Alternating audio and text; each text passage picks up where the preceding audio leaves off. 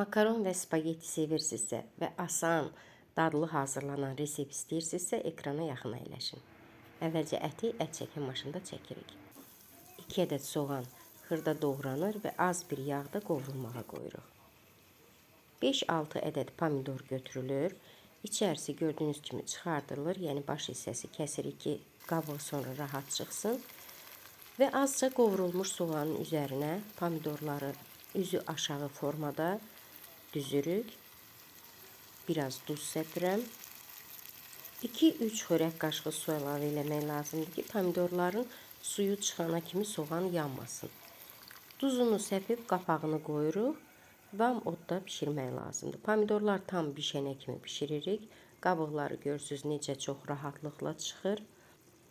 Bilirsiniz ki, pomidorun neytral bir dadı var. Pomidorla bişən soslar ya şirinə çalır, ya biraz turş olur.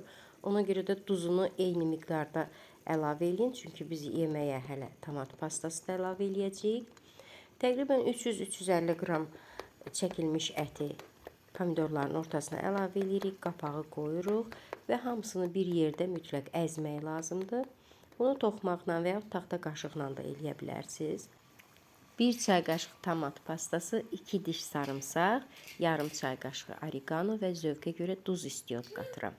Hamısı yaxşı qarışdırılır və süzülmüş spagettini qazana əlavə edirəm. Çox da qab bulamadan və gördüyünüz kimi hamısını bir yerdə qarışdırıram. Üzərinə pendir səpirəm. Pendiri qarışdıra da bilərsiniz və yaxud yemək süfrəyə verəndə üzünə də səpə bilərsiniz.